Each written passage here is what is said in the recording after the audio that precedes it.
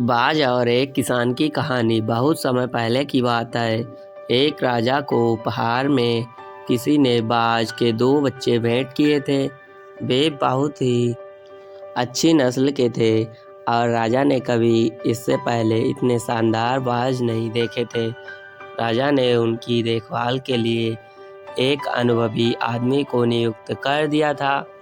जब कुछ महीने बीत गए तो राजा ने बाजों को देखने का मन बनाया और उस जगह पहुंच गए जहां उन्हें पाला जा रहा था।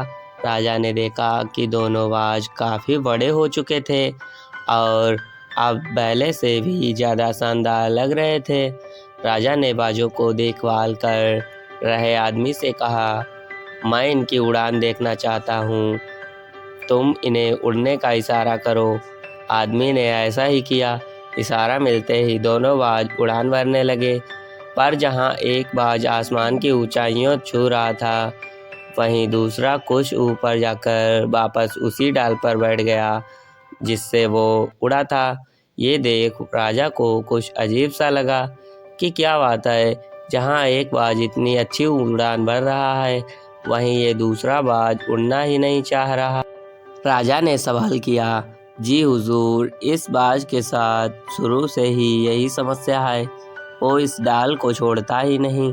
राजा को दोनों ही बाज प्रिय थे और वो दूसरे बाज को भी उसी तरह उड़ते हुए देखना चाहते थे। अगले दिन पूरे राज्य में ऐलान कर दिया गया कि जो व्यक्ति इस बाज को ऊंचा उड़ाने में कामयाब होगा, उसे ढेरों इनाम दिया जाएगा। फिर क्या था, एक से एक विद्वान आए और बाज को उड़ाने का प्रयास किया, पर हफ्तों बीत गए। हफ्तों बीत जाने के बाद भी बाज का वही हाल था। वो थोड़ा सा उड़ता और वापस आकर उसी डाल पर बैठ जाता था। फिर एक दिन कुछ अनोखा हुआ। राजा ने देखा कि उसके बाज दोनों आसमान में उड़ रहे हैं।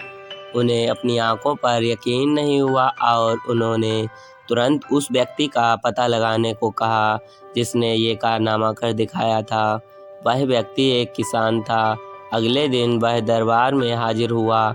उसे इनाम में स्वर्ण मुद्राएं भेंट करने के बाद राजा ने कहा, मैं तुमसे बहुत प्रसन्न हूँ, बस तुम इतना बताओ कि जो काम बड़े बड़े विद्वान नहीं कर पाए, वो तुमने कैसे कर दिखाया। मालिक, मैं तो एक साधारण सा किसान हूँ, मैं ज्ञान की ज़्यादा बातें तो नहीं जानता। मैंने तो बस वो डाल काट दी जिस पर बैठने का वो आदी हो चुका था, और जब वो डाल ही नहीं रही तो वो भी अपने साथी के साथ ज़्यादा ऊंचाई पर उड़ने लगा। दोस्तों, हम सभी ऊंचा उड़ने के लिए ही बने हैं, लेकिन कई बार हम जो कर रहे होते हैं उसके उतने ही आदी हो जाते हैं कि अपनी ऊंची उड़ान भरने की, कुछ बड़ा करने की काबिलियत को भूल जाते हैं।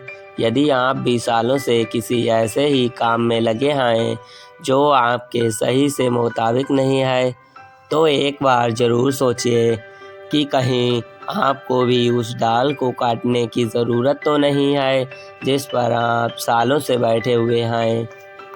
तो दोस्तों, यहाँ पर कहानी समाप्त होती है। यदि हमारी कहानी आप लोगों को अच्छी लगी हो तो प्लीज़ वीडियो को लाइक, शेयर और चैनल को सब्सक्राइब अवश्य कर लें। मिलते हैं फिर से कोई अगली कहानी में, तब तक के लिए आपका दिन शुभ हो।